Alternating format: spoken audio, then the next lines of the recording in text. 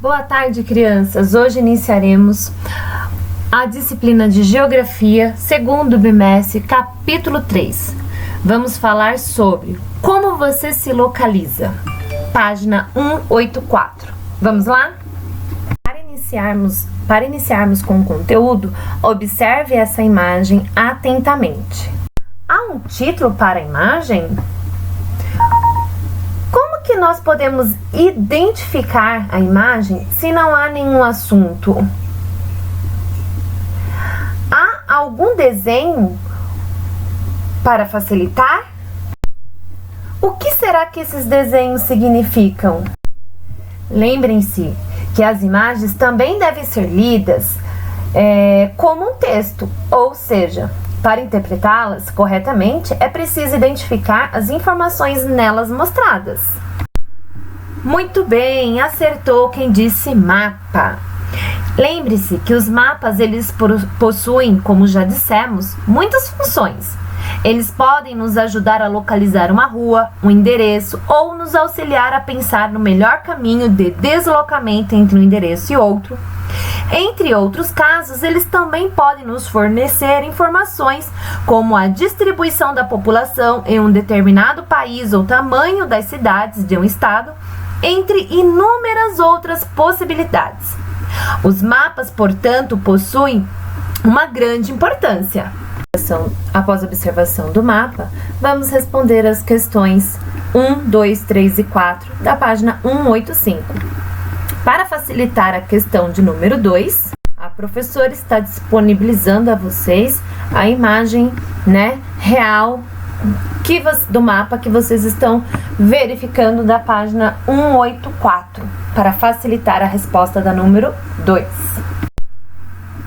Já falamos variadas vezes para que serve um mapa, e para responder a questão de número 4, você deve escolher 5 símbolos do mapa e depois escrever ao lado o que você acha que esse símbolo representa. Você não deve criar o símbolo, e sim escolher um da página 184 do mapa. Aproveite a nossa conversa para realizar também as questões da página 186 e, na sequência, 187. Quando vocês acham que foi criado o primeiro mapa? E que tipo de informação as pessoas teriam colocado nele? Não é possível dizer quando foi criado o primeiro mapa. Muitos historiadores encontraram representações bastante antigas, provando que até povos ancestrais sabiam da importância de se registrar a localização no espaço. Então, diversos povos ao longo da sua história representaram os lugares onde viveram. Para alguns, por exemplo, era importante saber o que havia às margens dos rios. Para outros, o importante era saber onde ficavam as comunidades vizinhas. Eles faziam essas representações de acordo com as suas necessidades e com os materiais aos quais tinha acesso. Leia a legenda de cada imagem abaixo para saber como e onde essas representações eram feitas. Então, para responder a questão de número 1, é só observar os mapas da página anterior e dessa mesma página, que é o mapa aqui da cidade do Japão, Na verdade, uma xilogravura. Na número 2, pensem que os mapas eles tinham o intuito de transmitir informações e que na maioria das vezes fundamentais à sobrevivência desses povos. E com o passar do tempo, eles passaram a ser úteis também para o comércio e a expansão territorial, como o mapa chinês aqui em cima, essa xilogravura, que mostra os limites conhecidos dos territórios e representa barcos, caravelas, que eram os meios de transportes mais utilizados para a exploração de terras distantes e o transporte de mercadorias. Diante de tantas informações, agora é a sua vez de produzir, de fazer um mapa. Isso mesmo, pegue uma folha de sulfite, leia as instruções aqui embaixo e monte o seu mapa. É importante que você se atente primeiramente aos pontos de destino e de origem, tá? E os de referência indicados no texto da atividade. Que tipo de referência? De um percurso a outro. Por onde você passa? Há comércios? Há pessoas? Se atente também às características tipo quarteirões, lateralidade, né? Direita, esquerda, para frente, para trás. Isso precisa estar muito bem detalhado no seu mapa.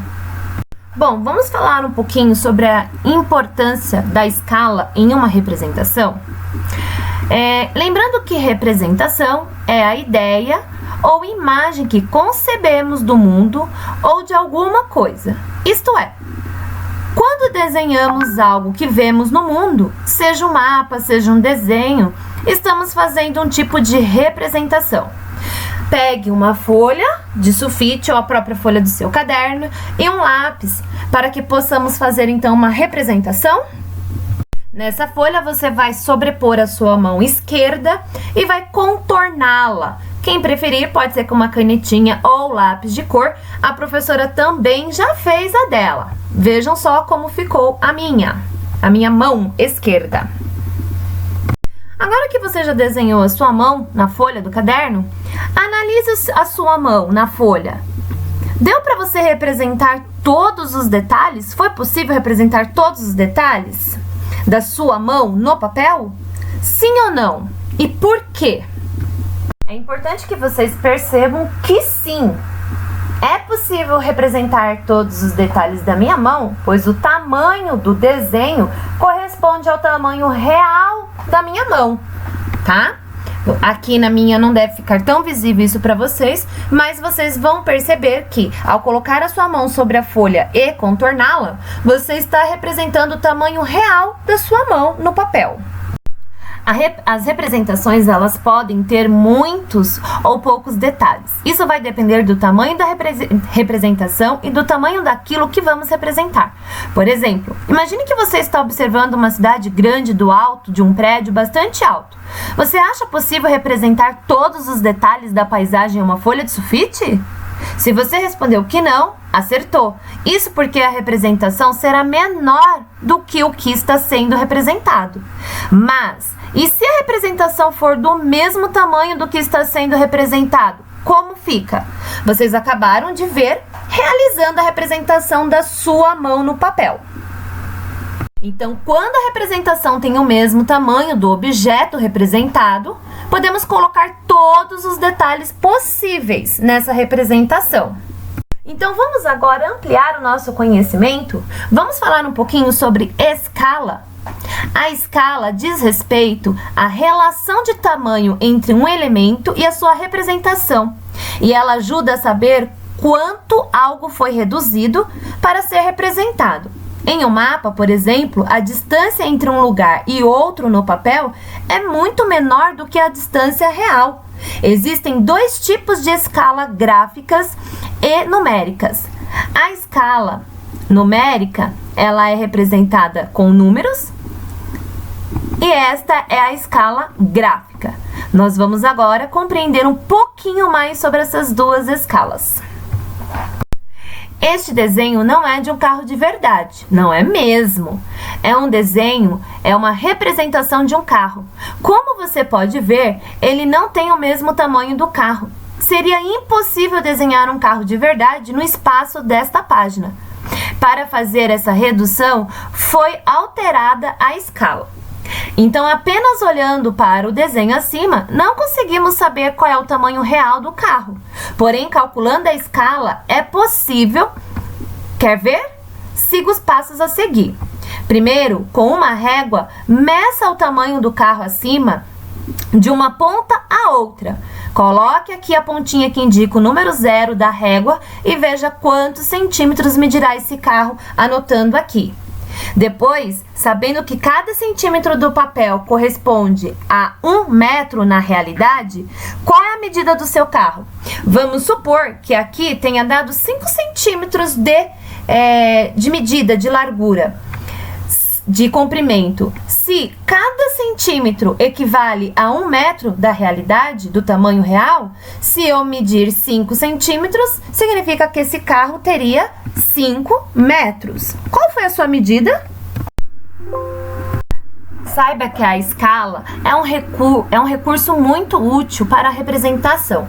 Imagine se só pudéssemos representar as coisas em seu tamanho real. Quantas folhas de papel seriam necessárias para representar a sua sala de aula, por exemplo? Inúmeras. Por isso usamos a escala, e por causa dela, os mapas são tão usados atualmente. Os mapas do GPS, o planisfério, o mapa de uma cidade, todos têm escala. E ela nos indica quantas vezes o modelo real foi reduzido. Assim podemos calcular a distância que teremos de percorrer de um ponto a outro. Aqui no mapa estamos vendo a indicação dessa escala. Está dizendo que aqui é o mapa, né, da localização do município de Ubiratã, no Paraná. E aqui na escala eu posso ver que ela tem, na verdade, 70 quilômetros. Então, se vocês pegarem a régua de vocês e medirem dessa ponta a essa, vocês verão que a sua medida vai ser de 7 centímetros. Então, vale lembrar que se com a minha medida de uma régua, o custo de uma régua deu 7 centímetros e o tamanho real é de 70 centímetros, foi utilizado 10 vezes essa medida. Muito bem, crianças, acabamos por aqui a nossa aula de hoje. Nos veremos na segunda-feira. Um bom final de semana a todos e não esqueçam de encaminhar as fotos de suas atividades no Schools, no chat ou através do binóculo. Um grande beijo e até segunda-feira.